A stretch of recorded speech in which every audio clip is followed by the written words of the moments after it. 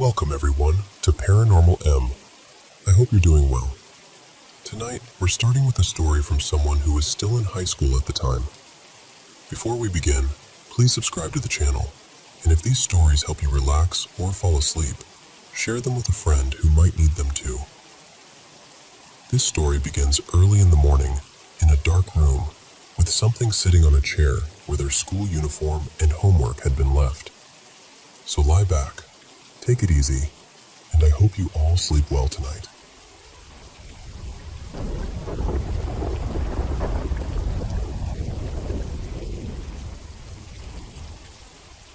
I want to tell you about something that happened near the end of 2019 when I was still in high school. At the time, I was living with my aunt in an apartment building. One of our neighbors was this very old woman who had been there for as long as anyone could remember. People used to say she had lived in that same place before I was even born, and somehow she always seemed to look the exact same age. A lot of people in the building were scared of her. They whispered that she was a Machawi, basically an evil witch. But I never believed any of that. I thought people were just being cruel, spreading rumors because she was old and strange and kept to herself. Our school system was really strict, so I had to wake up around 5 in the morning to catch the bus by 6. But back then, I was one of those people who wanted to act like I had my whole life together. So I would set my alarm for 4 in the morning, just so I could watch anime before school. One morning, I woke up a few minutes before my alarm went off. The room was still dark. I opened my eyes and looked toward the chair where I usually kept my school uniform, books, and homework. And there was something sitting there. At first, I thought my clothes were just folded in a weird way. But the longer I stared, the more it looked like a shadow. It had the shape of a small monkey sitting down, except it had these long ears that almost looked like horns. And I had this awful feeling that it was staring right back at me. I kept trying to convince myself it was just my imagination. I blinked a few times and leaned forward a little, trying to understand what I was seeing. Then it moved. I swear, it looked like it ran off the chair, slipped under my bedroom door, and vanished. That was when I panicked. I scrambled out of bed and switched on the light, but there was nothing there. My clothes were still on the chair. My books were still there. Everything looked normal. I got ready for school anyway because what else was I supposed to do? Later, I tried telling a few people what I saw, but everyone said I was probably hallucinating because I woke up too early or didn't sleep enough. And honestly, I started believing them. About a week later, I was running late for school. The bus was already outside waiting for me, and my aunt wasn't home. The problem was that our gate was locked with a padlock, and she had taken the keys with her. So I had to go ask a neighbor for the spare keys. I ended up going to that old woman's apartment, but only because her granddaughter, Anita, was someone I knew from around the building. I thought maybe she would answer the door. I knocked and waited. No answer. I knocked again. Then the door opened, and what stood there did not look human. It was short and wrinkled, with pale pinkish skin, almost raw looking. Its nails were long and sharp, more like talons than fingers, and the smell coming from inside that doorway was so bad I almost gagged. But the worst part was the ears. They were long and strange, sticking up in a way that reminded me instantly of the thing I had seen sitting on my school uniform a week before. I froze. I'm not the kind of person who screams in situations like that. I don't run first. I just freeze completely, like my body forgets it belongs to me. The only thing that snapped me out of it was the bus honking outside the gate. I don't even know how I managed to speak, but I asked for the keys. The thing gave them to me, and when I reached out to take them, it grabbed my hand. Not hard, not violently, but it held on in this slow, deliberate way, almost like it wanted to pull me into the apartment. I yanked my hand away and ran. I unlocked the gate, and just as I was about to rush to the bus, I remembered I had to return the keys.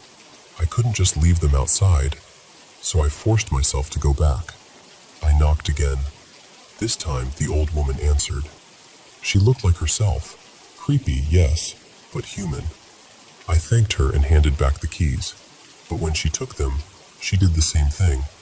She grabbed my hand, gently but firmly, like she was trying to draw me inside. I pulled away again and ran straight to the bus. After that, I tried telling people what happened. Most of them laughed it off, but a few actually believed me. One guy told me it sounded like a djinn. He said things like that were more common in crowded, poorer areas, especially in old buildings where people had lived for years. Then he told me something that scared me even more. He said, "You saw it twice. You need to leave that place or you might lose your mind." I tried convincing my aunt. I even told my mom, but they didn't take it seriously. They thought I was being dramatic or scaring myself. So I went back to the guy and asked him what I should do. He told me, "Pretend you never saw anything. Don't talk about it. Don't react. Just act like it doesn't exist." And honestly, I didn't have any better plan. So that's what I did. I tried to ignore it. I tried to forget the shape on the chair, the thing at the door, the way its hand felt on mine. I stopped sleeping with the lights off. I also started reading more about spirituality, because at the time, I felt like that was the only thing that might protect me. For a while, nothing happened. Then, maybe a month later, I was sitting in my room meditating. The lights were on. I was calm, or at least I thought I was. Then I felt a hand squeeze my leg. Not a breeze, not a muscle twitch. A hand. I don't remember much after that. I think I passed out because the next thing I knew, it was morning. I woke up in bed, but I didn't feel like myself at all. I felt hollow, like something had shaken me loose inside my own body. Since then, I haven't seen anything like that again. But every single day, I wake up extremely early. Always around 4 in the morning. Sometimes 3. And I still don't know why.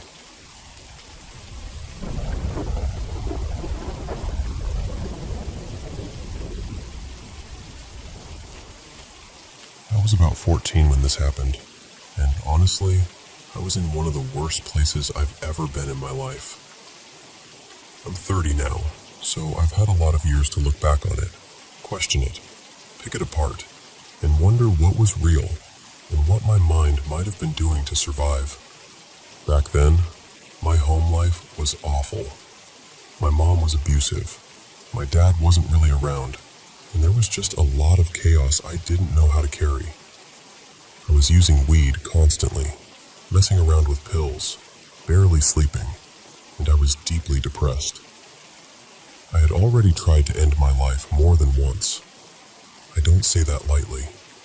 I only mention it because I've always wondered if what I saw came from that darkness I was living in, or if something was actually in that house with me. One night, I woke up because my Jack Russell, Milo, was growling at the foot of my bed. He wasn't doing that playful little warning bark dogs sometimes do. He was stiff, frozen almost, sitting right at the edge of the mattress, staring into the room like he was locked onto something. And then I saw it. A figure walked across the middle of my bedroom. The only way I can explain it is that it looked like a shadow, but not flat against the wall. It was 3-dimensional, shaped like an ordinary man, average height, average build, but completely black. Not transparent exactly, but not fully solid either. I had a small nightlight on, so I could see the outline clearly. It didn't turn toward me. It didn't pause. It didn't seem to notice me at all. It just walked with purpose, arms moving naturally at its sides, crossing my room quickly, and then it went straight through the wall. The strange part is that from where I was lying, I could see through the doorway into the next part of the house. If it had kept walking, I should have seen it continue on the other side. But it didn't. It just disappeared. The second it was gone, Milo stopped growling. Just like that. The room went silent. What scares me now is that I don't remember feeling terrified in the moment. think I was too stunned. My brain just sort of accepted what had happened, folded it away somewhere, and somehow I went back to sleep. But the next morning, the fear hit me hard. And even now, talking about it gives me chills. Something else happened around that same time, maybe a week or two later. I was in my room playing guitar softly through my amp. At some point, I fell asleep on my bed with the guitar still resting on my chest. Then I woke up suddenly to this awful sound coming through the amplifier. It was low, harsh, almost like chanting mixed with growling. I know how that sounds.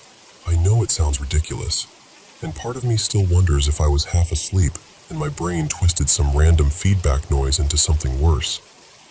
But in that moment, I was completely convinced I was hearing something terrible. I panicked. I ran downstairs and hid in the bathtub for hours, just sitting there, too scared to move. The reason I still struggle to dismiss the shadow figure completely is because of Milo. My nanny Mara was the only other person living in the house with me then. She was older, very religious, and not the type to make things up for attention. She told me she used to hear Milo growling and barking late at night, even before the night I actually woke up and saw something. There was another time when she told me she heard what sounded exactly like me walking down the stairs. She even heard the downstairs doorknob jiggling, like someone was trying to open it. But when she went to check on me, I was asleep in my room. I've replayed all of this in my head so many times over the years. Was it sleep paralysis? Was I hallucinating because of trauma, drugs, depression, and lack of sleep? Was my mind breaking under everything I was going through? Or was there really something in that house? I don't know. I've never felt comfortable calling it a shadow man, because I don't know what it was. I just know what I saw. And I know my dog saw something too.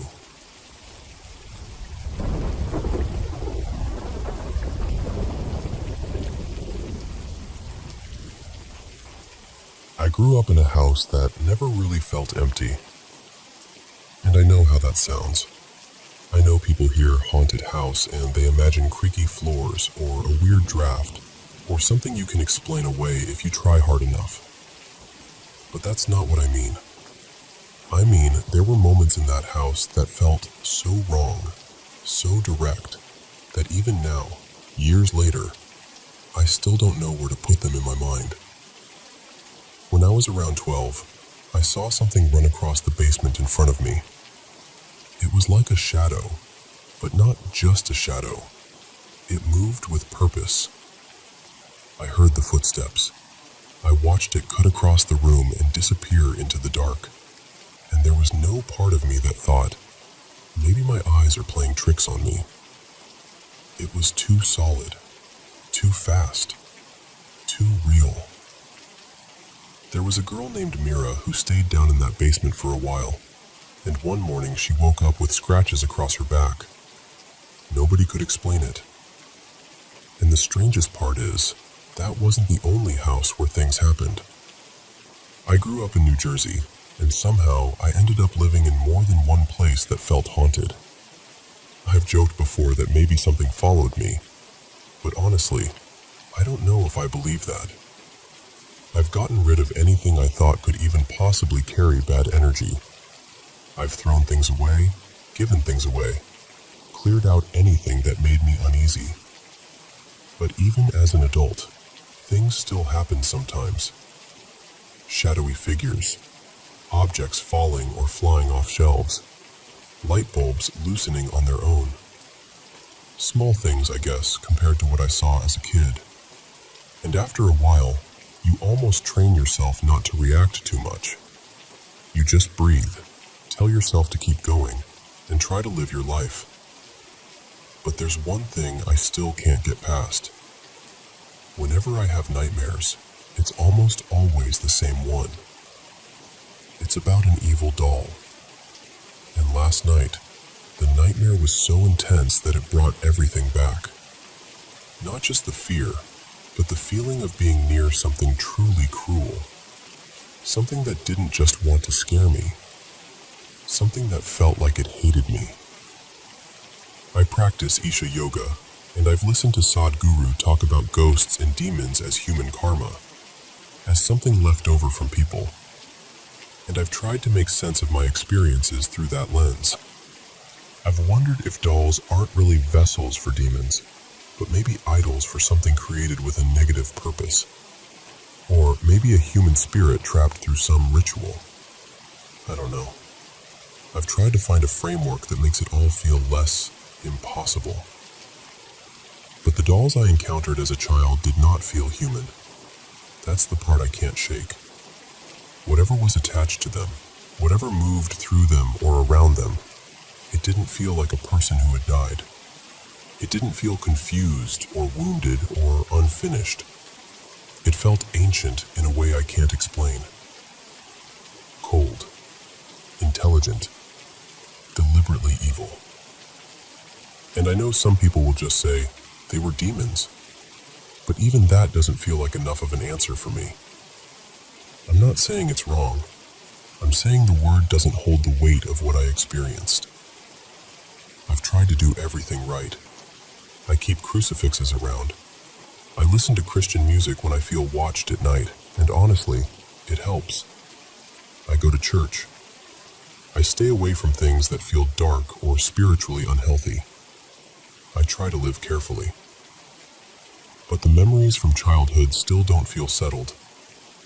I think that's why I'm talking about this now, because I want to know if anyone else has been through something like this. Not just being scared as a kid, not just hearing noises or seeing shadows. I mean being terrorized by something connected to a doll, and then growing up with that fear still living somewhere inside you. I've tried researching it so many times over the years, but I usually have to stop. I'll start reading other people's stories, and then this fear rises up in me so strongly that I just can't keep going. So I guess what I'm really asking is this. How do you make peace with something you still can't explain? How do you move on when the thing that frightened you as a child still feels unfinished? And how do you find comfort when none of the answers you've been given feel big enough for what happened?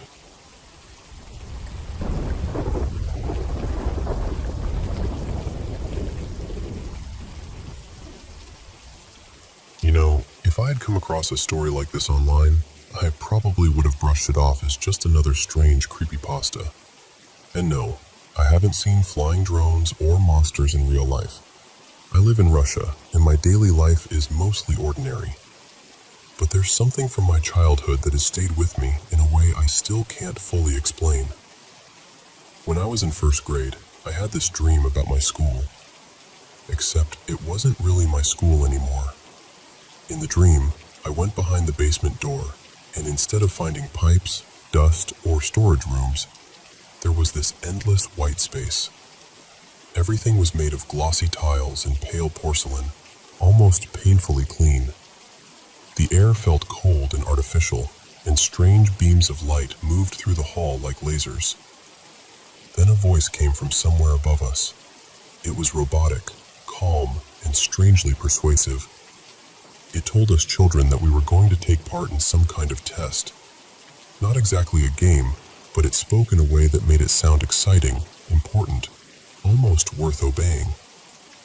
And honestly, in the dream, I believed it. The test took place over a huge abyss. We had to jump across narrow platforms, columns, and ledges, while freezing air moved around us. Everything felt precise, cruel, and completely indifferent. At one point, around the 11th stage, a boy fell. We begged the voice to help him, but it only said, very coldly, "Negative, the subject is not certified." After that, a floating sphere appeared. It had a red eye in the center, and it began firing at the children. I remember the panic, the heat, the snow, and then falling into the abyss myself. When I woke up, I had actually fallen out of bed onto the floor of my apartment. A couple of years later, a new boy joined my class. His name was Vitya. We were talking casually one day, and somehow the subject of strange dreams came up. That's when he told me something that made me go quiet. He had seen the same place. The white hall, the tests, the columns, the voice. But his dream didn't end like mine. He didn't fall. He reached the end. He passed every level, dodged every danger, and made it to the finish. But there was no celebration, no rescue, no explanation. The voice simply told him, certification complete, result, excellent. And then he was alone, just completely alone in that endless white place, with cold silence around him and a storm moving closer in the distance. He wasn't saved. He was just left there, as if passing the test only meant being abandoned in the finished version of the nightmare. Years later, when I was in 7th grade, my school was renovated. I walked in after the work was done, and I froze. The walls, the tiles, the lighting, the layout, all of it felt wrong in the most familiar way. It looked painfully close to the place from that dream. Not vaguely similar, not just white walls and tiles. It had the same sterile geometry, the same cold feeling. It was like someone had taken a piece of that dream and built it in concrete. Now, I want to be clear about something. I'm not the kind of person who believes every strange experience means there's a conspiracy behind it. I'm pretty pragmatic. I don't believe in secret world plots or mystical explanations by default. In a previous version of this story, I changed some details because I didn't want people from my real school recognizing it. I also made certain parts more dramatic because, well, I wanted it to be readable. But the core of it stayed true. The dream happened. The conversation with Vitya happened. The renovation happened. And then, recently, I had another dream. This one wasn't exactly the same, but it felt connected somehow. I was inside some kind of complex. It looked unfinished, almost like a facility still under construction. Robots were moving through the place, carrying things from one area to another. I remember hiding from them, because in the dream I knew that if they found me, something bad would happen. I don't know what exactly. I just knew it wouldn't be good. There were strange markings on the walls in a language I couldn't understand. But one thing stood out clearly. The number 2031. My mind read it as a year, though I suppose it could have been a code, a model number, or something else entirely. The strangest part was that I knew I was dreaming. I used to be interested in lucid dreaming when I was younger, and I got fairly good at recognizing dreams while I was inside them. Usually, if a dream turns unpleasant, I can force myself awake. But not this time. I tried. I wanted to wake up. I wanted to scream myself out of it. But I couldn't. And while I was still inside the dream, I remember thinking, what if this is some kind of warning? What if this is about the future? Eventually, the dream shifted into something calmer. The fear faded a little, but the memory of the facility stayed inside the next dream too. In that second layer of the dream, I found myself writing a post online, asking whether anyone else had dreamed about sterile white corridors, strange machines, scientific progress that felt inhuman, or the year 2031. That's the part that still bothers me, because even after waking up, the question remained. Maybe this is nothing more than the brain arranging old fears into new shapes. Maybe white halls, tests, machines, and cold architecture are just common symbols. Maybe certification is only a childhood fear of school, judgment, and failure dressed up in futuristic clothing. But I still wonder, has anyone else experienced this kind of imagery? The white, sterile facility, the voice, the testing, the feeling of being evaluated by something that doesn't care whether you survive. And especially, the number 2031. I'm not looking for a simple yes or no answer. I'm trying to understand whether these symbols have any deeper context, whether psychological, scholarly, esoteric, or something else entirely. Because for me, the most unsettling part isn't that the dream was frightening, it's that parts of it felt shared. And years later, some of it seemed to step quietly into the real world.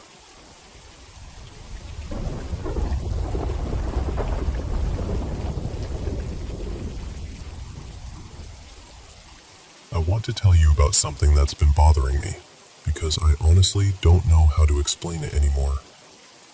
A couple of weeks ago, my mom asked if she could borrow my Red Bull Formula One cap. I went straight to the drawer where I always keep it, because that hat basically has a little home of its own. But when I opened the drawer, it wasn't there. So I started looking properly. Then I started looking too properly. I searched that drawer again, checked the room, checked around the house, went back to the drawer, moved things around, lifted things up, the whole routine. Nothing. The last time I remembered having it was the day before, when I'd worn it on my walk to the gym. So eventually I told my mom, "I'm sorry, I can't find it. I must have put it down somewhere while I was out." I was actually pretty gutted, because I really liked that cap. I even started looking online for a replacement that same day. Then, about 5 days later, I opened the exact same drawer to put something away, and there it was. Just sitting there, right where it should have been all along. I told my mom, and she just said, "That's strange. Maybe you missed it." But I know I didn't. I really, really know I didn't. Still, I tried to let it go. I told myself maybe I was rushing, maybe I was stressed, maybe my eyes somehow slid right over it.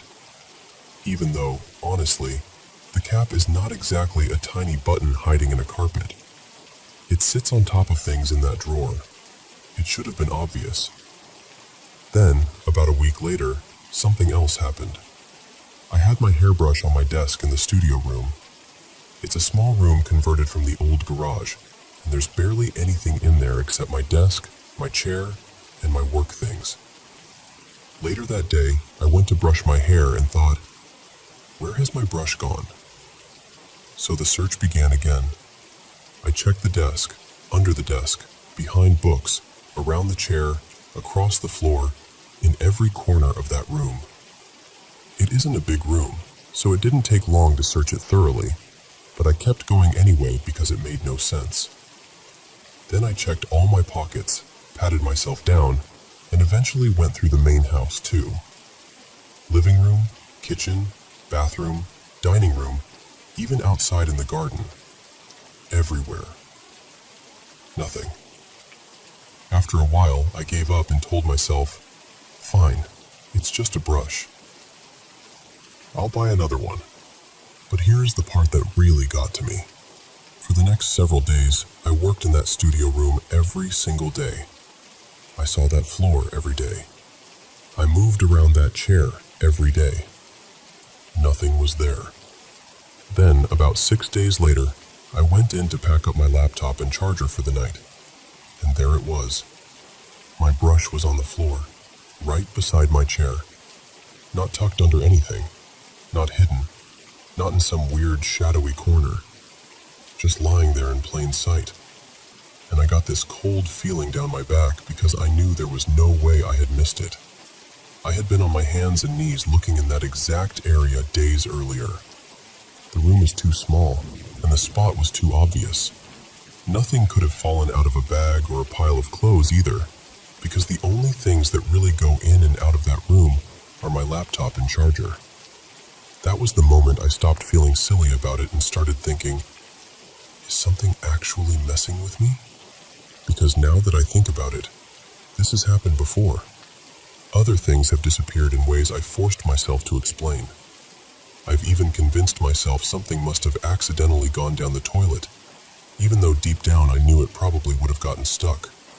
But now I'm not so sure these are just normal lost items anymore, because they don't just vanish. They come back. Days later, sometimes weeks later, right in the exact places I already searched, right where they were supposed to be.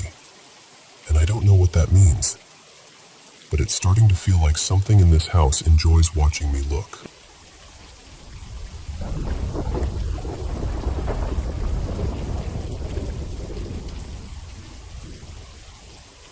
Honestly, I know people warned me. I know they told me not to mess with the board again after everything that happened before. A few months back, I'd shared what happened when I used a Ouija board with 2 friends. After that, things in my house started getting strange. My electronics would glitch for no reason. I'd hear tapping on the walls when I was alone. And after the 3rd time I used it, I found scratches on my skin, right near where my cross necklace rested. Everyone said, "Don't do it again," and I wish I'd listened. But I didn't. This time, it started out almost normal. The board claimed it was the same little girl we'd spoken to before, except this time, her name came through as Marilee. I asked how she was doing, and the planchette moved to mad. Still mad. So I asked, "Are you still mad because of me?" It said yes. That was when something in the room shifted. I don't know how else to explain it. The air felt heavier, like the walls had leaned in to listen. I asked if it was really a little girl. It said no. So I asked, "What's your real name?" And it spelled out, Zoza. I felt my stomach drop. I tried to stay calm on the outside, but inside, I was panicking. We should have ended it right there. I know that now. But I had questions, and curiosity is such a dangerous little door when you're already scared. I asked if he was the top hat man, the figure I've felt around me since I was a kid. He said yes. Then I asked, "When I told you to leave me alone, did you actually leave, or were you just hiding in the dark?" He answered with 2, meaning the second option. That chilled me. I wanted proof, something my friend couldn't possibly know. So I asked, "Who was the only other person you followed before me?" And it spelled out my stepdad's name. My friend didn't know that name. I'd never told her. There was no easy explanation for it, and that made everything feel too real, too fast. Then I asked something I probably shouldn't have asked. I asked if my suicide attempt when I was 14 had anything to do with him. He said yes. I had overdosed on Tylenol back then, and I swear, it never felt like I was the one doing it. It felt like I was trapped inside my own body, watching my hands move, watching myself take those pills, unable to stop it. I've never known how to explain that without sounding impossible. I should have ended the session right there. But I didn't. I asked why he was so angry with me. The planchette started spelling things in Latin. My friend took one hand off to look up the words while keeping the other on the planchette. One of the words translated to rain, so I nervously asked, "Did I rain on your parade?" It said yes. I asked if there was a real reason he hated me. It said yes. But when I asked what the reason was, he wouldn't tell me. He kept circling around it, answering everything except the thing I needed to know. After more questions, the answer finally came through. He hated me because I was born. That's what it said. And according to him, that was why he had pushed me toward trying to end my life. He also said he was angry because I could see spirits. I asked if my very first paranormal experience, the one I had as a child, was because of him. He said no. So I asked if it was one of the other spirits in that old house. Again, no. I asked if I had ever seen him. No. I asked if anyone else in that house had seen him. No again. By then, I just wanted out. I tried to say goodbye several times, but the planchette kept moving to no. It wouldn't let me close the session. But when my friend asked if she could say goodbye, the planchette moved straight to goodbye. And that hurt in a way I can't explain. It felt personal. Like whatever this thing is, it has decided I'm the one it wants. I keep asking myself, why does it hate me so much? Why does my existence bother it? What could I have possibly done just by being born? I've decided I'm never using the board again. I mean it this time. But I don't have sage anymore, or anything to cleanse myself with. So part of me feels like I'm stuck with this thing for now. Since we started using the board again, I've also been falling into a really dark, depressive episode. I don't know if that's because of Zoza, or because I scared myself so badly, or both. But something feels wrong, and I don't want to keep inviting it in.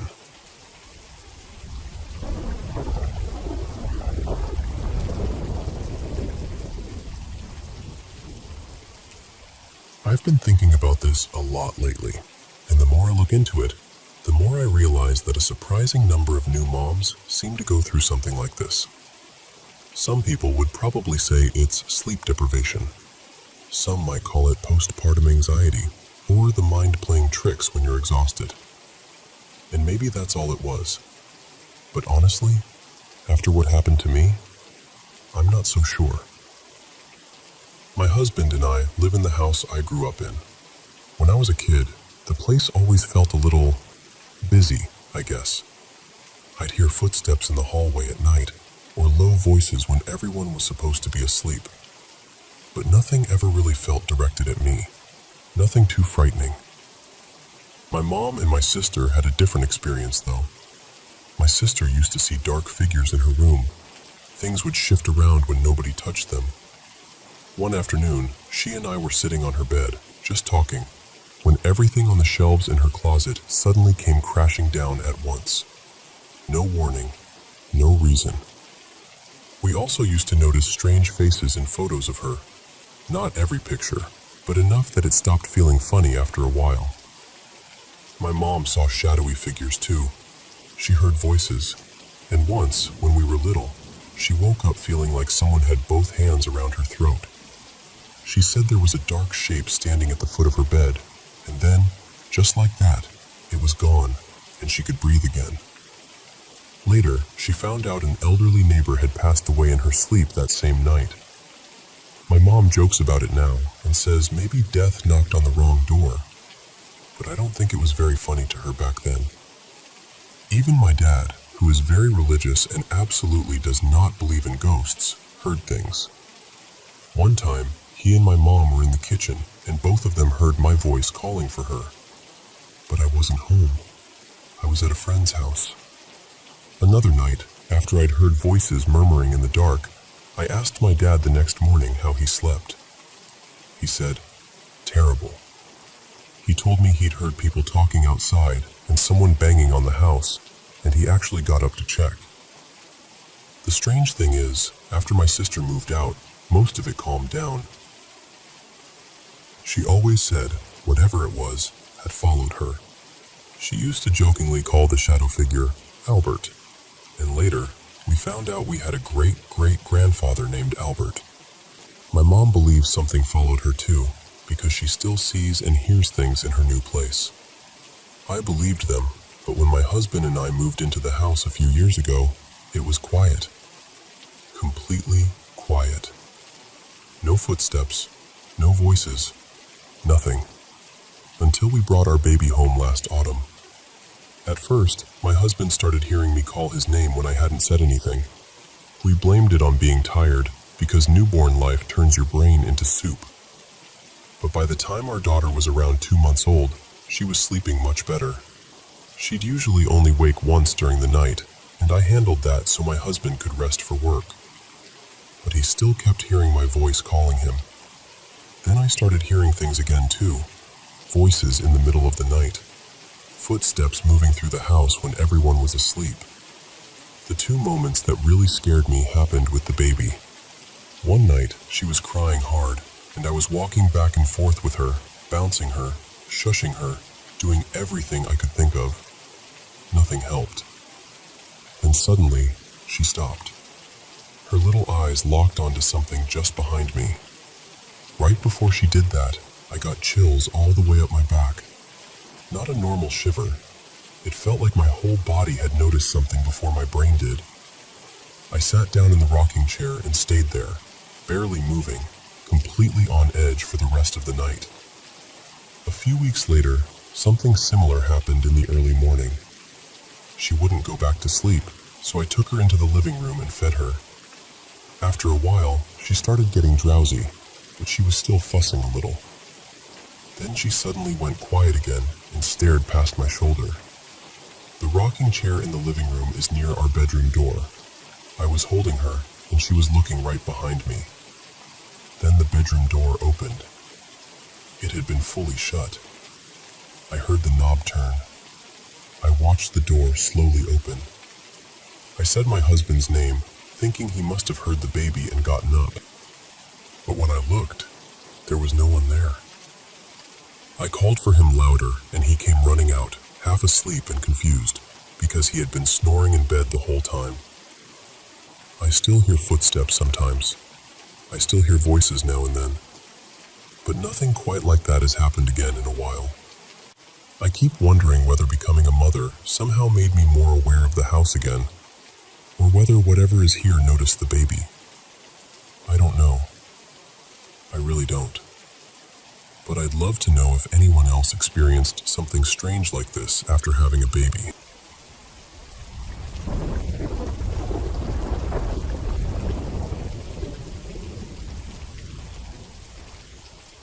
I've lived in the same house since I was about 5 years old, and over the years, I've had a lot of strange experiences there.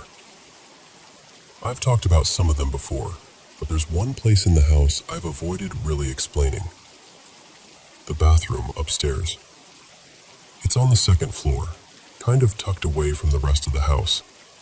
Up there, there's the bathroom and a bedroom that I've used a lot over the past few years, mostly because another room became more of a storage space. That whole floor feels separate from everything else, almost like it belongs to the house, but not really to us. I'm 18 now, so I've spent around 13 years living with this feeling, and for as long as I can remember, that part of the house has made me uncomfortable.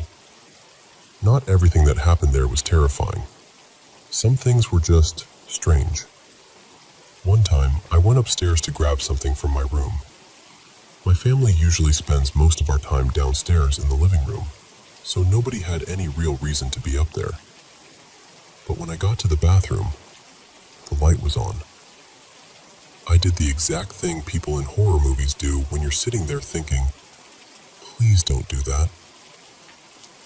I walked into the bathroom and turned the light off. Nothing happened. Nothing moved. There was no sound. So I went back downstairs and tried not to think too much about it. But I've always felt like there's something in that bathroom. A presence. I don't know how else to explain it. And the part that scares me most is that I can't tell whether it's harmful or just there. Nobody in my family really believes me, which makes the whole thing feel even worse. After a while, you start wondering if you're imagining things. But then something else happens, and that doubt goes cold. At night, I often hear footsteps in the bathroom when I know no one is up there. The floor is made of old wooden planks, so when someone walks across it, you can hear it clearly. I've heard those steps from the bedroom downstairs, and I've heard them from the bedroom right beside the bathroom. It sounds exactly like someone pacing. The shower is probably the worst part. When I'm inside, I can see most of the bathroom through the glass, but not the door. The door is hidden behind the shower curtain. So if someone were standing there, I'd only be able to see part of them, maybe just a shape. The sink mirror is nearby too, but from the angle I'm standing at, I can only catch pieces of the room in it. Every time I shower, I feel like I'm not alone. Not exactly watched, but like I'm in someone else's space and they're waiting for me to leave. Music doesn't help. I've tried. It doesn't make the feeling any lighter. Most days, I can get in and out quickly, but I have thick hair, and for most of my life it was long, so washing it takes forever. Regular showers take maybe 5 or 10 minutes, but hair washing days can take an hour or more. And those are the days when things happen. The bathroom door will open on its own. Not all the way, just enough for the air to change, enough for the room to get colder. It feels like someone is telling me, "You've been here too long." Then I'll see shadows behind the curtain. Sometimes, out of the corner of my eye, I'll catch something moving in the mirror, like a figure rushing from one side of the room toward the door. At first, it terrified me. Over time, weirdly enough, I almost got used to it. Sometimes I'm more surprised when nothing happens, but I never feel comfortable in there. Never. The bathroom is connected to my bedroom by a small hallway. When I started college, I began studying in my room more often. Before that, my mom preferred us to study downstairs, where she could keep an eye on us. A lot of doors in our house don't have doorknobs, including my bedroom door and the bathroom door, so we usually leave them open when nobody is inside. When I sit at my desk, my back faces the door. At first, I used to leave my bedroom door slightly open in case my family called me for dinner or needed something. But whenever my door and the bathroom door were both open, I felt like someone was watching me from the hallway. Closing the bathroom door helped a little, but not completely. The feeling only went away when I closed my bedroom door too. Even then, sometimes my door would slowly open by itself, just a little, like a breeze had pushed it. Except there was no breeze. It was late December, freezing outside, and the house was still. Whenever I have to go downstairs from that floor, I usually run. I hate having my back turned to the bathroom. It feels like there are eyes fixed on me with this heavy, angry kind of attention. For some reason, I've always had this fear that one day, someone is going to push me down the stairs. The only times I don't feel that way are when the bathroom door is closed. There was one night when I was going downstairs and forgot to close the bathroom door behind me.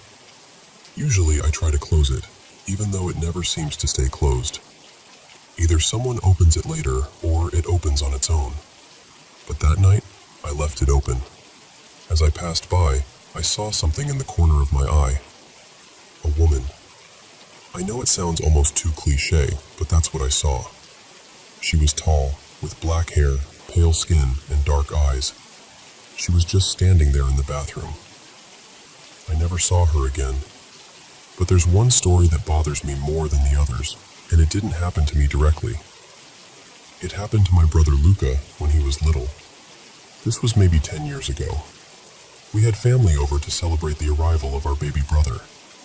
We didn't often have other kids visiting because, compared to their houses, ours was probably less fun. Less space, more rules, fewer toys. But that day, there were cousins around, so we played hide and seek. I was the seeker, and Luca went to hide. In the bathroom, there was a place where we kept dirty clothes, and for a 7-year-old, it was easy to hide between the piles. So that's where he went.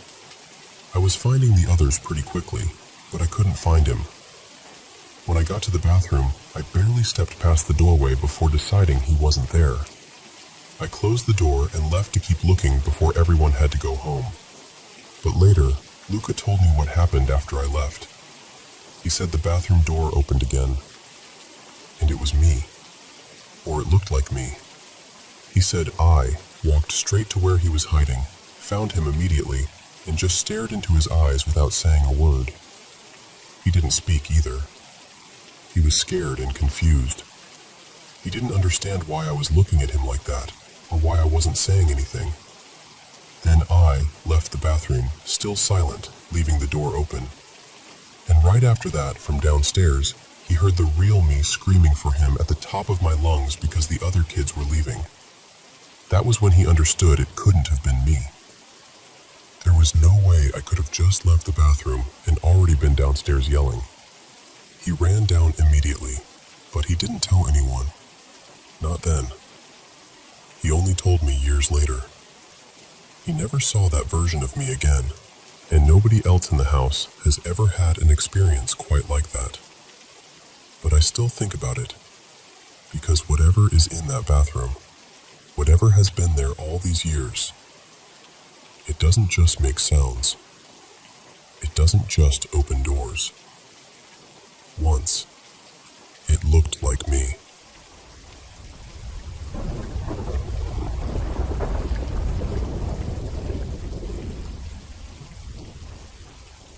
I was alone in my hostel room last Saturday night. My roommates, Arjun and Neil, had both gone home for a family event, so for the first time in a long while, I had the entire 3-bedroom to myself for the weekend. Our hostel is old, probably built sometime in the late 80s or early 90s, and people have always said strange things about it, especially about how it feels after midnight. I never really believed any of that. That night, I had dinner at the mess, came back to the room, scrolled on my phone for a while, watched a few random videos, and eventually went to sleep sometime around 1:15 in the morning. I switched off the lights, got under my blanket, and honestly, I don't remember thinking about anything unusual. Then, sometime much later, I woke up suddenly. At first, I didn't know why. I just opened my eyes in the dark and lay there, completely still. And then I heard it. A slow, scratching sound. It was this steady, dragging noise, like long nails scraping across metal. Not loud, but very clear. Clear enough that I knew I wasn't imagining it. I held my breath and listened. The sound would continue for a few seconds, then stop, then start again. The strange part was that it felt close. Not from outside the room, not from the corridor, but somewhere inside. I kept trying to figure out where it was coming from, but I couldn't. 1 second it felt like it was near the cupboard, the next second near the window, then almost right beside me. After a minute or two, I reached under my pillow for my phone. I turned on the flashlight and slowly moved the light around the room. The scratching was still happening. That scared me more than anything. Finally, I forced myself to get up and switch on the tube light. The room filled with that harsh white light, and for 2 or 3 seconds, the scratching continued. Then it stopped. Just like that. I checked everything. I looked under all 3 beds, behind the door, near the windows, inside the steel cupboard, even around my roommate's bags and shelves. I expected to find a rat, or maybe a lizard, or at least some insect stuck somewhere. But there was nothing. The room was completely still. I stood there for a while, feeling embarrassed and frightened at the same time. You know that feeling when you're trying to act logical, but your body already knows it's scared? That was me. Eventually, I told myself it was probably just my imagination. Maybe because I was alone. Maybe because the hostel was old and made weird noises at night. So I switched the light off again and went back to bed. Somehow, I fell asleep. But later that same night, the sound came back. The same slow scratching. This time, instead of getting up, I felt annoyed. I thought, fine, maybe it really is a rat inside the wall or behind the cupboard. I pulled the blanket over my head and tried to ignore it. And then I heard something else. Whispering. 2 women. Their voices were low, but they were very close. One sounded young and soft. The other sounded older, a little rough, almost tired. They were speaking quickly, almost over each other. The strangest thing is, in that moment, I felt like I understood what they were saying. Not just the tone, the meaning. They were upset. They didn't want us there. They didn't like that students were living in that room, or maybe in the hostel at all. But now, when I try to remember the exact words, I can't. Not even one sentence. All I remember is the feeling that we were not welcome. I stayed frozen under the blanket. I didn't move. I didn't open my eyes. I tried to breathe as quietly as possible because it felt like those voices were right next to my bed. Then suddenly, everything stopped. No scratching, no whispering, nothing. Just silence. The next morning, I tried to behave normally. I went for breakfast. I attended class. When my roommates came back, I didn't tell them everything right away because saying it out loud felt ridiculous. It has been nearly 2 weeks now. During the day, the room feels ordinary. Messy beds, books on the table, clothes hanging from chairs, the usual hostile chaos.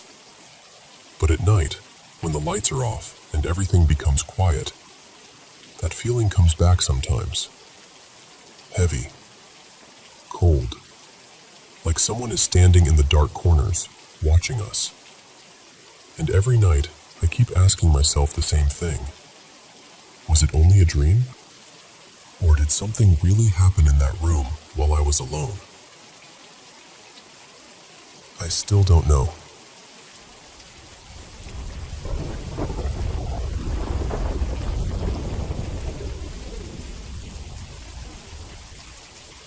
I've had strange experiences for as long as I can remember. And according to my family, even before I was old enough to remember anything.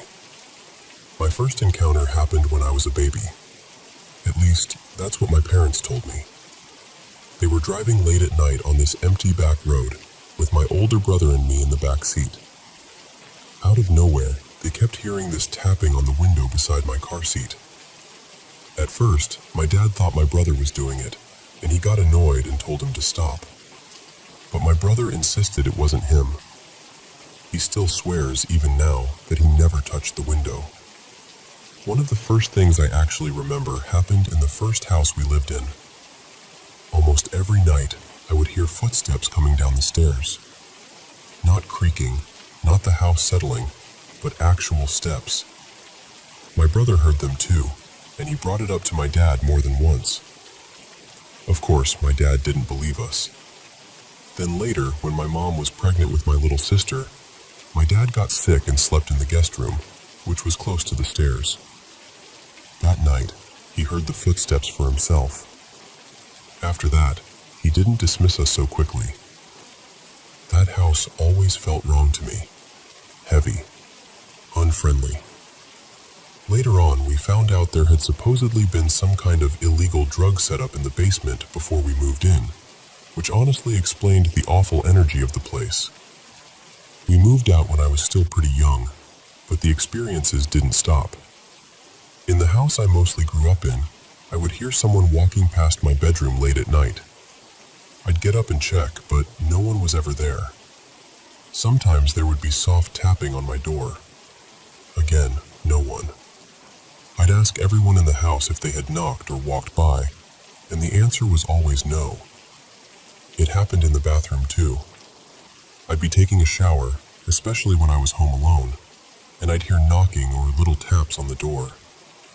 Every once in a while, I'd hear my name being called very softly. Not often, but enough times that I couldn't ignore it. I'd go ask my family if someone had called me, and they always said they hadn't. Then I moved out for college. In my last apartment where I lived with roommates, things got even more active. My roommate's dog would randomly start shaking, barking, or growling at absolutely nothing. And one night we were all sitting on the couch when my roommate's bedroom door started acting strange. The door was partly stuck, so it never really closed all the way, and it usually took some effort to move it. But that night, it opened completely on its own, then closed, then started swinging back and forth several times before finally stopping. We all just sat there, frozen. There was also one weird little incident with a shot glass. We poured a shot one night and noticed it had shifted slightly, but we left it alone. By the next day, it was completely empty. Nobody admitted to touching it, and honestly, with everything else going on, we joked that the ghost had helped itself. Now I live in a new apartment with a different roommate, and the weirdness has followed me here too. I have a projector I use for my painting work, and sometimes I leave it plugged in. It randomly turns itself on, especially when I'm watching videos about ghosts on the TV. It seems to happen right after the video ends, or when I switch away from it, almost like something is reacting. When I'm home alone, I'll hear footsteps upstairs or downstairs. I'll hear the door open or close.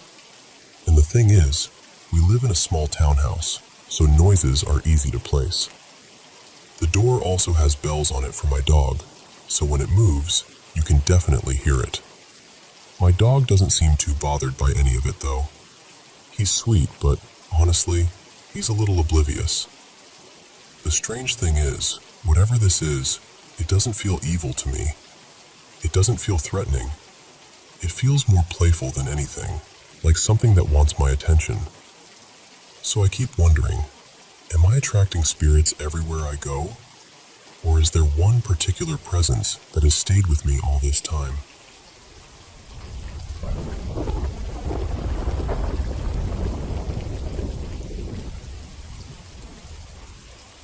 I grew up around a piece of land in Maryland that always felt like it had too much history pressed into the soil.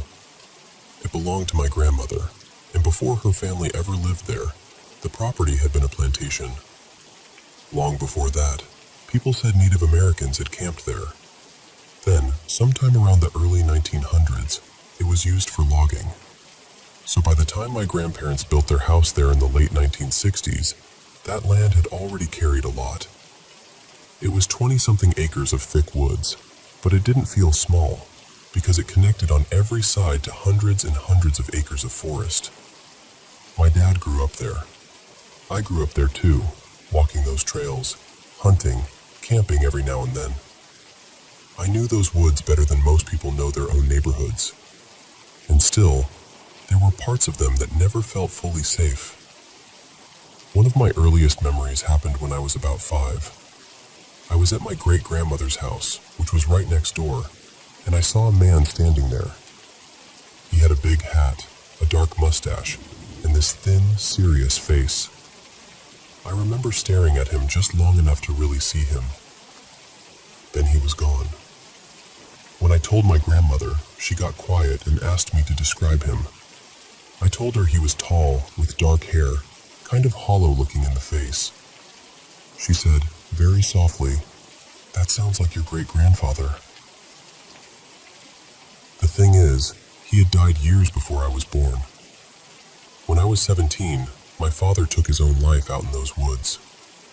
I won't pretend that didn't change the place for me, because it did. But even after that, I still had good memories there. A lot of them, actually. That's what makes it complicated.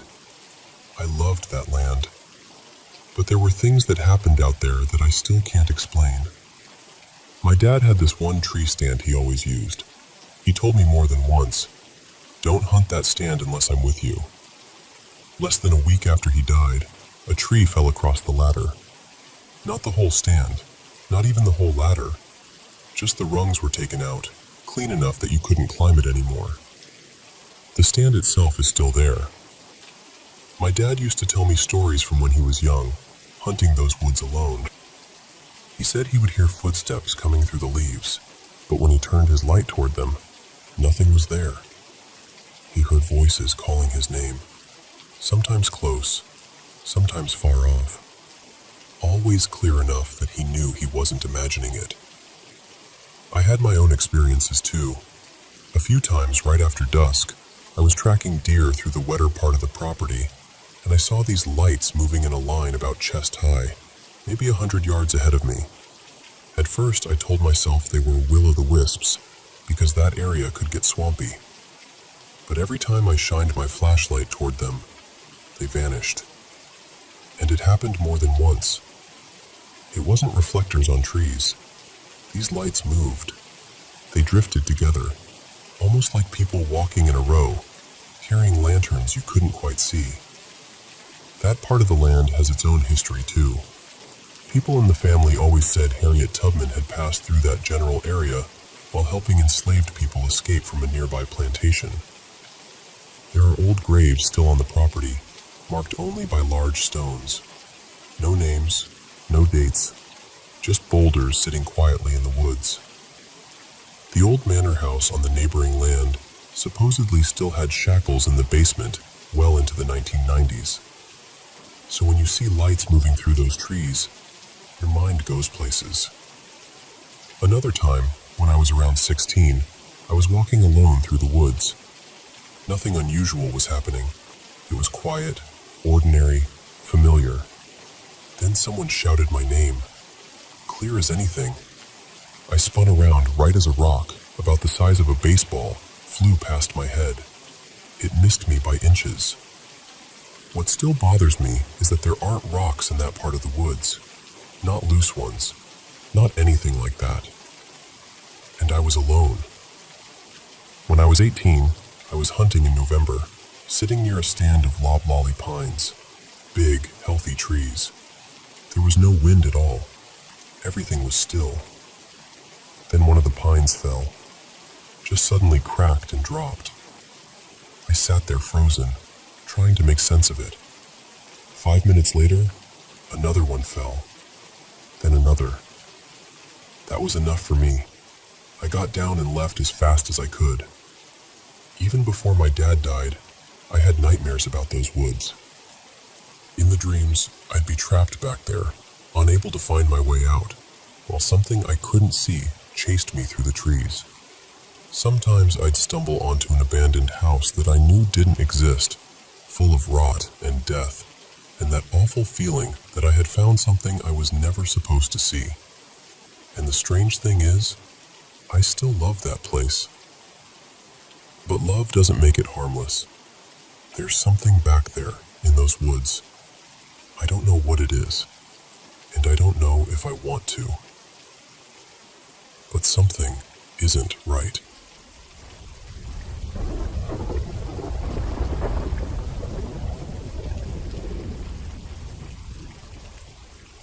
I want to tell you about something that happened almost 2 years ago.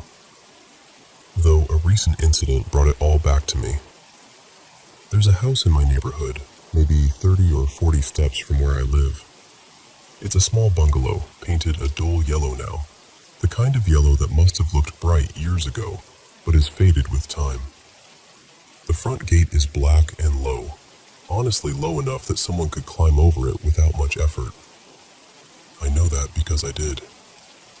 The strange thing about this house is that nobody lives there, but it doesn't feel completely abandoned either. The house itself is beautiful. I used to admire it whenever I passed by, and the garden still grows like someone is quietly caring for it. There are jasmine flowers, roses, hibiscus, marigolds, lilies, and a few fruit trees too. Mango, guava, custard apple, even a small lemon tree. But at the same time, the ground is always covered with dry leaves, snapped branches, and dust. So the whole place feels caught between being loved and being forgotten. People in the neighborhood say the family who owned it left many years ago. Some also whisper about a locked shed behind the house. They say something stays there, something like a spirit, or maybe a djinn, guarding the place. They always say it isn't evil, but still, nobody goes in. I never really believed those stories. One afternoon, during Ganesh Puja at our house, we suddenly needed more flowers. There weren't enough around, and for some reason, I thought of that bungalow. It was around 4 in the evening. The sun was still out, the street was active, and I didn't feel scared at all. So I climbed over the little gate and jumped inside. At first, everything felt normal. I could hear birds in the trees. I heard tiny movements in the dry leaves, probably rats or squirrels. Nothing felt wrong. I began picking flowers, and then, without warning, something pulled my hair, not gently. It was a sharp, sudden tug, strong enough to hurt a little, like someone had grabbed my bun and tried to loosen it. My hair is very long, almost down to my knees, so when it came loose, I felt it immediately. I turned around. There was no one there, but the feeling didn't stop. I could still feel something touching my hair, almost like fingers slowly moving through it. Not pulling anymore, just brushing through it. That was the first moment I felt afraid. I told myself not to panic. I tried to act normal and started picking the flowers faster. Then a warm rush of air passed beside me. It didn't make sense. The weather wasn't hot like that, and the air had been still just a second before. Right after that, something touched my hand. This time, when I turned, a boy was standing there. He looked maybe 23 or 24. He had fair skin, dark brown hair, and he was tall. I don't remember everything he was wearing, but I clearly remember his white shirt. He didn't look scary. That's the hardest part to explain. He looked beautiful, almost too beautiful, like he didn't belong in a normal place. His face was calm, but his eyes weren't. He looked sad, or worried, maybe even scared.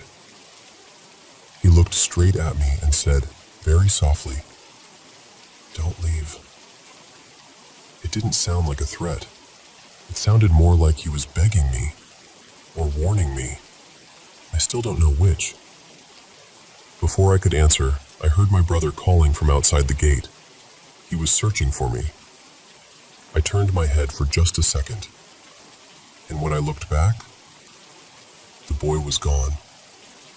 Not walking away, not hiding behind a tree, just gone.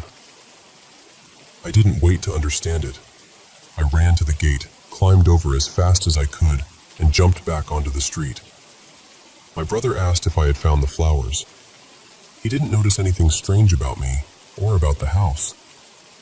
Later, he even looked inside the bungalow himself, but he didn't find anyone.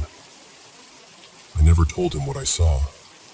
He doesn't believe in these things, and I knew he would laugh it off or say I imagined it. After that day, I never went inside that house again. The strange part is, that night, I wasn't even as terrified as I thought I should have been. I kept thinking about his face, the sadness in it, the way he said those words. But recently, something started happening again. I've seen that same boy standing outside the yellow bungalow. Not every day, but every 2 or 3 days. And each time he just stands there, looking toward her house.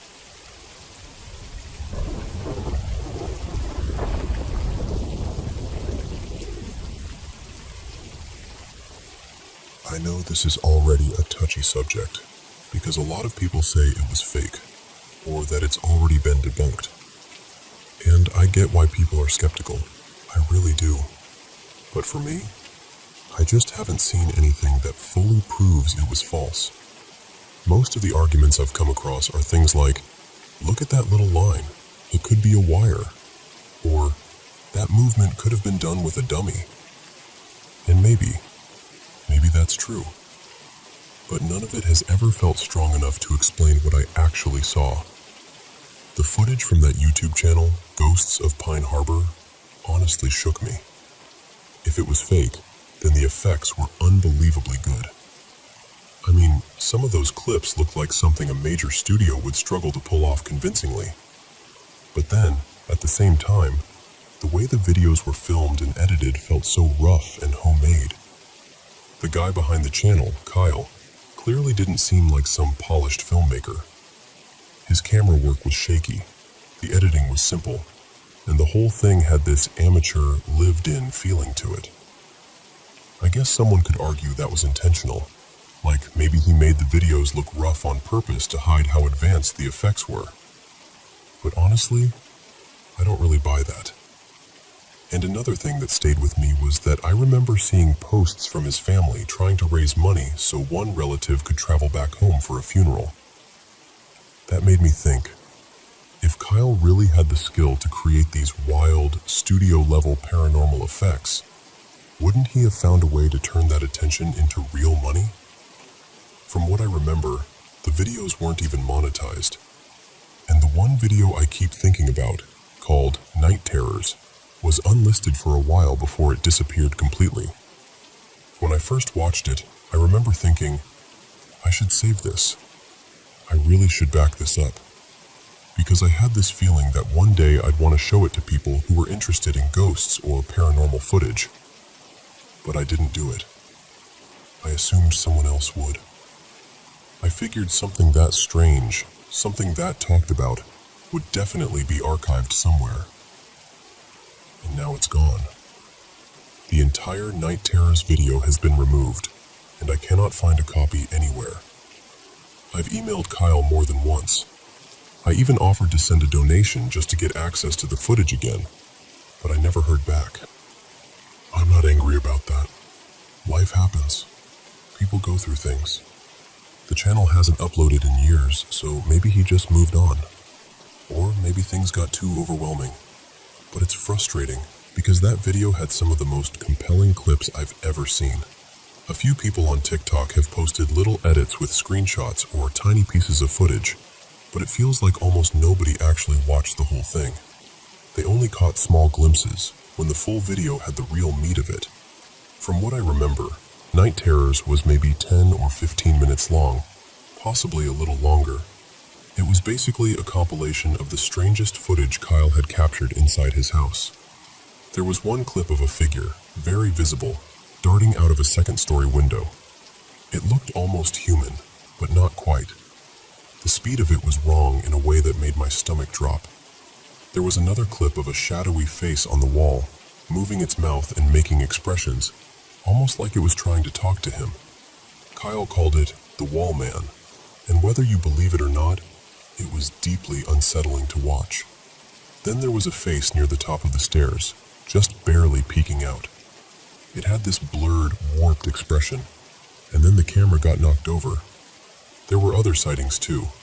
Figures in corners, shapes moving through rooms, things that looked seamless, even though the footage wasn't crystal clear. And yes, I know lower quality footage can make things easier to fake. I understand that completely. But still, when you watched it with an open mind, it was hard not to feel stunned. I keep thinking about doing a real investigation into it myself. Maybe even making a small documentary, even if it's only for me and a few people I know. I'd want to go through the footage frame by frame, enhance it with newer tools, slow it down, compare shadows, look for cuts, artifacts, anything. Because to me, this is too interesting to just disappear into the void. Somewhere, someone must have saved it. And if they did, I really hope they're willing to share it.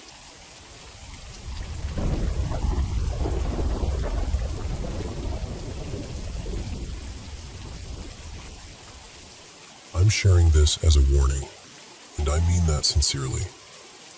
Please don't go to Corpsewood Manor. I know places like that become rumors. People hear stories.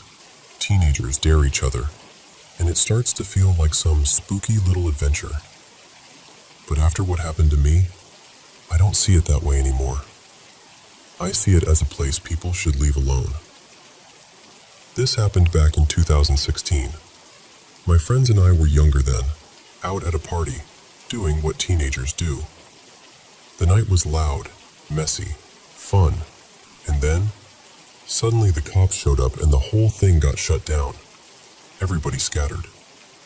While we were leaving, a bunch of us got on a group call, trying to figure out where to go next. Nobody had another party lined up, and then this guy named Caden suggested Corpsewood Manor. Most of us had heard the name before. It was one of those places people talked about in low voices, like they wanted to scare you, but also wanted you to ask more questions. So for some reason, we agreed. We drove out there in a little convoy, about 4 cars full of people, heading down dark roads around 2 in the morning. The driveway into the place felt endless. It stretched deep into the woods, gravel crunching under the tires, trees pressing in close on both sides. When we finally got there, nothing happened at first. No strange sounds, no creepy figures, nothing like that. But as we started walking away from the cars, Caden stopped us and said, "Whatever you do, Don't take anything from the house. Leave everything where you find it. Everybody kind of laughed, nervously, and agreed. Then we walked toward the remains. We wandered through what was left of the place, stepping over broken pieces and shining our phone lights around. At first, it honestly felt like we had scared ourselves for nothing. Then, as we started heading back, the air changed. I don't know how else to explain it. It felt like we weren't alone anymore. Not just watched, but noticed. Like something had turned its attention toward us. So I asked, "Did anybody take anything?" There was this awful pause. Then one of the guys pulled a brick out of his jacket pocket. Everybody started yelling at him to throw it back. He panicked and tossed it into the darkness, toward the ruins. And I swear, that brick came flying back. It didn't sound like it hit the ground. It didn't bounce or roll. It came back at us like someone had caught it in the dark and thrown it straight back. It landed right at our feet. That was when everyone lost it. We started screaming and running back toward the cars. While we were running, I looked off to my right and saw a massive fire burning in the woods. It was huge, maybe 40 feet high and 20 feet wide. I don't know how something that large could have been there without us noticing it before. When we reached the cars, things got even worse. There were dogs everywhere. Not a few dogs, not a pack. Hundreds of them. They surrounded the cars, standing in the road and around the tires, and they weren't starving or wild-looking. They looked healthy, clean, cared for, like they belonged to somebody. We got in and started driving out slowly, maybe 5 miles an hour. There were so many dogs that the bumper had to nudge them aside. Nobody wanted to hit them, but they wouldn't move on their own. As we were leaving, I looked back toward the fire. More dogs were circling it. They were moving counterclockwise around the flames, all together, slow and steady. The strange part was that they didn't look natural. They moved like they weren't thinking, like something else was guiding them. I told myself I would never go back. But a year later, in 2017, I let myself get talked into it again. This time, there weren't 4 cars.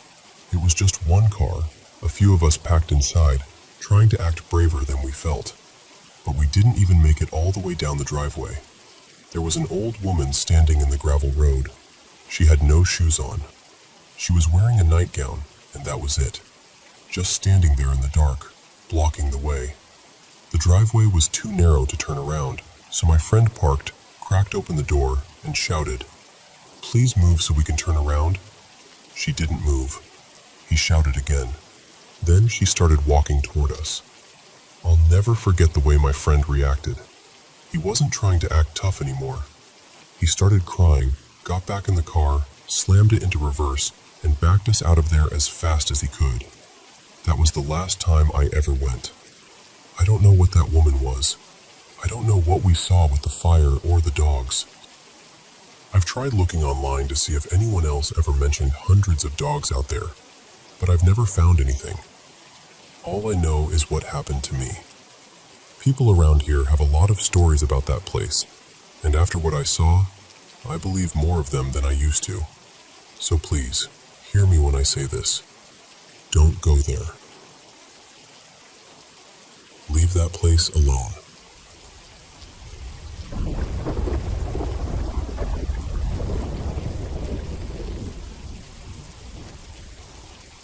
Listen, I know this is going to sound strange, but I need you to understand something first. My friend Jack is not the kind of person who makes things up. He's not dramatic. He doesn't tell stories with big hand gestures or spooky pauses. He's the kind of guy who checks the oil before a road trip, reads the instructions before assembling furniture, and thinks most people are exaggerating most of the time. So when he told me what happened at that gas station, he didn't whisper it. He didn't try to scare me. He just sat there, staring down at his coffee, and told it like he was explaining a flat tire. That's what made it worse.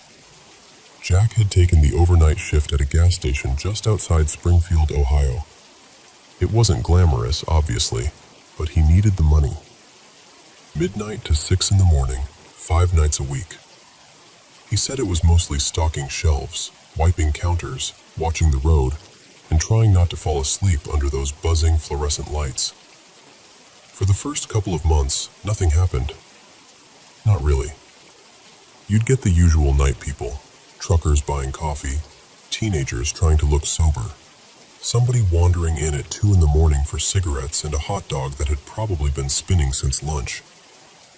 Then, in early December, the old man started coming in. Jack said the first night he barely noticed him. The door chimed at 3:07 in the morning, and this older man walked in wearing a faded brown overcoat and dark slacks. Maybe late 60s. Thin, slow-moving. Not fragile exactly, but stiff, like every step cost him something. He didn't say hello. He didn't look at Jack. He just walked to the back of the store and stood near the coolers.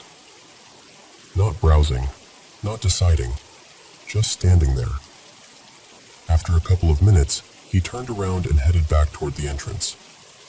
Jack figured maybe the guy forgot his wallet, or maybe he'd come in for something and changed his mind.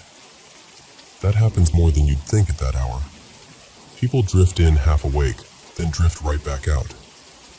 But just before he reached the door, the man stopped. Slowly, he turned his head, and he stared directly at the security camera above the register. Jack told me, "He wasn't looking at me. That's the part I keep coming back to." He looked right through the store, right past me, straight into the camera. He stared for about 10 seconds. Then he walked outside. No car pulled away. No headlights. No sound except the door closing behind him. Jack even stepped around the counter and looked out the window. The parking lot was empty. The road was empty. The man had just walked off into the cold, like he belonged to the dark. Jack thought it was weird, sure, but weird isn't rare on the night shift. Then it happened again the next night. 3:07 exactly. Same brown coat. Same slow walk. Same spot by the coolers. Same 2 minutes of silence. Then the door. Then the turn. Then that stare into the camera. By the 4th night, Jack was watching the clock. He said, "It wasn't close to 3:07. It wasn't around 3:07. The door opened at 3:07 every single time, like something had scheduled him." That went on for weeks. Every night Jack worked, the man came in. He never bought anything, never touched anything, never spoke. Jack tried once to greet him louder than usual, just to force some kind of reaction. "Evening," Jack said. Nothing. The man kept walking. Another night, Jack leaned forward over the counter, trying to catch his eyes. Still nothing. The man never looked at him. Only the camera. And after a while, Jack said the whole thing stopped feeling like a person being strange, and started feeling like a message being repeated. Like the man wasn't coming into the store. He was coming into the footage. About 3 weeks in, Jack finally asked his manager about it. The manager, a tired guy named Ray who only cared about missing inventory and cigarette counts, said he'd never seen anyone like that. Jack asked if the station kept old security recordings. Ray pointed him toward a metal cabinet in the back office and said, "Knock yourself out." Inside were stacks of old VHS tapes, dusty, handwritten labels, years going back further than Jack expected. Some of them had water stains. Some looked like they hadn't been touched in decades. Jack didn't even know why he picked the one he picked, but he pulled out a tape labeled 1988. There was an old VCR on a shelf, buried under cords and dead batteries. Somehow, Jack got it connected to one of the little security monitors. He put the tape in. The footage came up black and white, grainy and warped at the edges. Different counter, different shelves. Same building, same dead little store under the same sickly lights. Jack fast-forwarded. 2:41 a.m. 2:52 a.m., 3 a.m. Then the numbers rolled over. 3:07 a.m. The front door opened, and the man walked in. Same brown coat, same dark pants, same slow, aching walk. Jack said his whole body went cold before his mind caught up. The man moved straight to the back of the store and stood by the coolers for 2 minutes. Then he walked back to the door, stopped, turned, and stared directly into the old security camera. Jack paused the tape right there. He told me he had to sit down on the floor because his knees went soft, because the man on that tape, from decades earlier, wasn't someone who looked like him. It was him. Same face, same coat, same posture, same hollow, patient stare. Not younger, not older, exactly the same. And then the strangest part happened. On the frozen screen, while the tape was still paused, the man's head moved. Just a little. His eyes shifted away from the camera, and for the first time, he looked directly at Jack.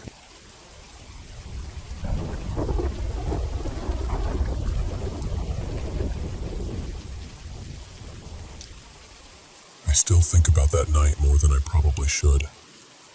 My husband and I were newly married, and we were driving home after visiting family down in Florida. We live up in northwest Missouri, so it was a long haul, somewhere around 17 hours total. We decided to break the trip up and stop for the night near Tunica, just to get some sleep and maybe stay somewhere a little fun before finishing the drive. Everything was normal at first. Just road trip tired, snack bags in the truck, our little old lapdog shifting around with us, the usual. Then, somewhere near Jackson, Mississippi, the GPS took us off the highway. It called it a shortcut. At first, I didn't think much of it. That happens sometimes. But as the sun started going down, we passed through this little town called Vaden, or something close to that. It was around 7:30 or 8 in the evening. I remember looking out the window and saying to my husband, "This place feels haunted."